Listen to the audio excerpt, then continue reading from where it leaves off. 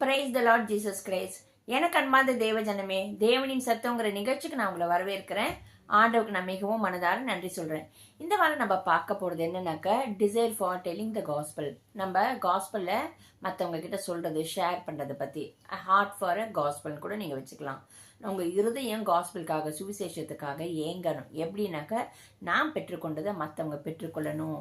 நமக்கு ஆண்டவராக இயேசு கிறிஸ்து பத்தி மற்றவங்க மூலியமா ஆவியானவர் அறிவித்தது போல நம்மளும் மற்றவங்களுக்கு சொல்ல வேண்டியது நம்ம மேல விழுந்த கடமை. ஆமீன். என்னோடு கூட 1 கொரிந்தியர் 15வது அதிகாரம் எடுத்துக்கோங்க. 1வது வசனம். அன்றியும் சகோதரரே, நான் உங்களுக்கு பிரசங்கித்த சுவிசேஷத்தை மறுபடியும் உங்களுக்கு தெரியப்படுத்துகிறேன். நீங்களும் அதை ஏற்றுக்கொண்டு அதிலே நிலைத்திருக்கிறீர்கள். ஆமீன்.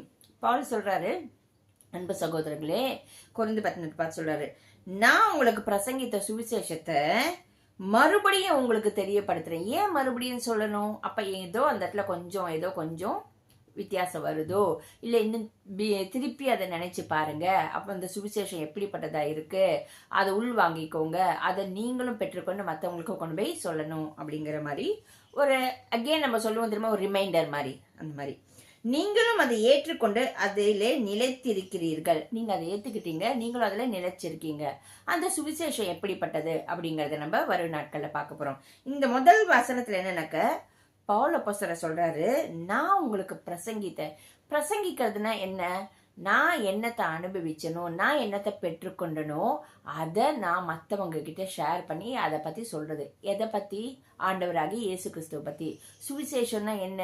காஸ்பல். இதெல்லாம் என்ன? Good news. குட் நியூஸ் என்ன? நம்ம எல்லாரும் பாவம் செஞ்சவங்க, நம்ம பாவத்துல மரிச்சிடாதபடிக்கு நமக்காக ஆண்டவராகி இயேசு கிறிஸ்துவ தேவன் நமக்கு தந்தருளினார். இயேசு கிறிஸ்து நம்மளுடைய குற்றம் குறைகள் பாவங்களை ஏற்றுக்கொண்டு அவர் பூமியில வந்தாரு.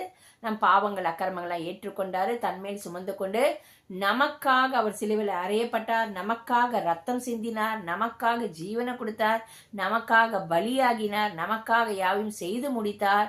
நமக்காக 3ஆம் நாள் உயிரோடு எழுந்தார். பிதாவின் வலது பாசத்துல பரிந்து கொண்டு பேசிக் கொண்டிருக்கிறார். மீண்டும் நமக்காக அவர் திரும்பி வரப்போகிறார். இதுதான் குட் நியூஸ், இதுதான் காஸ்பல்.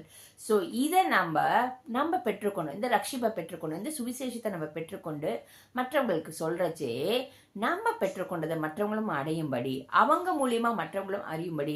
ஏன்னா உலகம் முழுவதும் இந்த சுவிசேஷம் இயேசு கிறிஸ்து வரதுக்கு முன்னாடி போய் எப்படியா பிரசங்கிக்கப்பட்டிருக்கணுமா. ஸோ இது நம்ம மேல் விழுந்த கடமை. என்ன கடமை? கர்த்தராகிய ஆண்டவராகிய இயேசு கிறிஸ்துவை நாம் விசுவாசித்து, இருதயில விசுவாசித்து, நாவினால் அறிக்கையிட்டு, தேவன் அவரே மரித்தோடு உயிரோடு எழுப்பினான்னு விசுவாசிக்கச்சே என்னாகும்? நான் ரட்சிக்கப்படுவேன், எனக்குள்ள சமாதானம் வரும், என் குடும்பம் ரட்சிக்கப்படும். இது யாரெல்லாம் ஏற்றுக்கொள்ளுமோ நம்ம எல்லாருக்குள்ள இந்த ரட்சிப்பு வரும், அந்த சமாதானம் வரும், தேவநாமம் அதுல மகிமைப்படும். ஆமீன். வாங்க நம்ம ஜெபிக்கலாம்.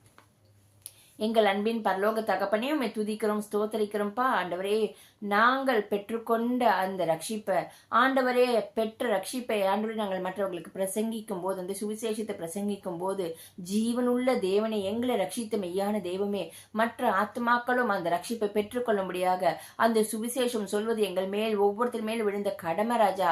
அதை உண்மை உத்தமமா செய்ய ஆண்டவரே, அதை மற்றவர்களுக்கு கொண்டு போய் சேர்க்க எங்கள் ஒவ்வொருத்தருக்கும் நீர் கிருபை தருவீராக ராஜா. ஆவியானவரே உதவி செய்வீராக. கிறிஸ்துவ அறிகிற அறிவினால் ஒவ்வொருத்தரும் நிரப்பப்படும்படியாக, அந்த ரட்சிப்பை எல்லோரும் பெற்றுக்கொள்ளும்படியாக, அந்த சுவிசேஷம் ஆண்டவரை உலகம் எங்கும் இயேசு கிறிஸ்து வரும் முன் போய் சென்று அடையும்படியாக ஒவ்வொருத்தரையும் எடுத்து பிரயோஜனப்படுத்துவீராக. நசரேயனாகிய இயேசுவின் நாமத்தினாலே ஜெபிக்கிறோம் பிதாவே. ஆமீன். ஆமீன். God bless you.